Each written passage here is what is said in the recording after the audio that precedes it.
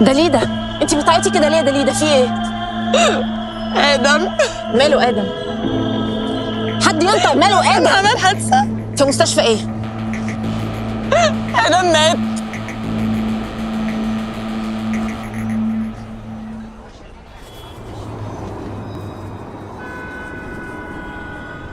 بطلي تحسسي نفسك بالذنب يا نادين، اللي حصل ده كان حادثه. الواد ما استحملش يا يوسف، انت اصلك ما شفتوش وهو خارج من الجامعه وحاطط وشه في الارض كانه نفسه يختفي من الدنيا كلها. ايوه بس برضه مش انتي السبب. بس كان ممكن اساعده، يعني كان ممكن اطبطب عليه، اطمنه، اقول له ما يخافش، وانا ما عملتش اي حاجه من الحاجات دي. انتي لما دخلتي في وسط العيال دي وقررتي ان انتي تلعبي في دماغهم، كنت عايزه تعرفي بس هي عملت كده ليه؟ ايه؟ فالمفروض ان انا ما اتعاطفش مع حد فيهم؟ انت عارف انا اعرف ادم ده من هو عنده قد ايه؟ من هو عنده 10 سنين. انا اللي بقوله ان ده قضاء وقدر.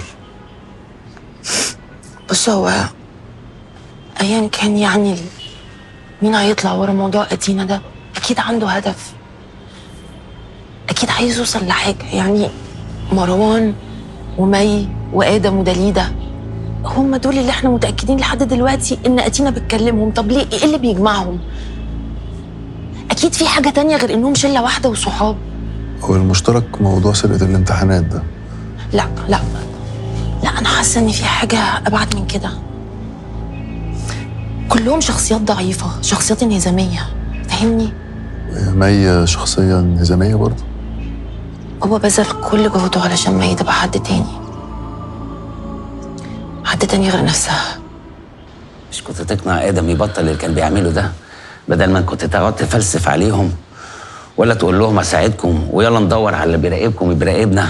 طمنهم، اعمل اي حاجه يا اخي. قلت لهم والله العظيم، قلت لهم. هما كانوا فاكريني اللي انا اللي بعمل فيهم كده. ما هو احنا لازم نعرف هو مين، دي عيال بتموت. طب ممكن تهدى؟ تعال نقعد نفكر ونحط كل الاحتمالات. يعني هيكون مين يعني يا هشام؟ اكيد واحد منكم، مين غيركم يعرف موضوع أتينا ده؟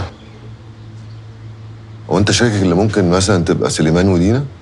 انت تعرف حاجه عنهم؟ انا اعرفه اللي سليمان في الصين، ودينا كلمتها كذا مره ما بتردش ولا بترد على حد خالص. يعني مش زينه صاحبتها؟ ممكن تبقى عارف حاجه عنها؟ انا ما فيش ما بيني وما بين زينه اي كلام في اي حاجه. انتوا مش كنتوا بعد لما سبتوا بعض قلتوا هتبقوا اصحاب والجو الهجص بتاعكوا ده؟ زينه مقتنعه ان انا بحب مي الزيدان يا هشام، وفاكره ان مي لعبت في دماغي واقنعتني انا وزينه نسيب بعض.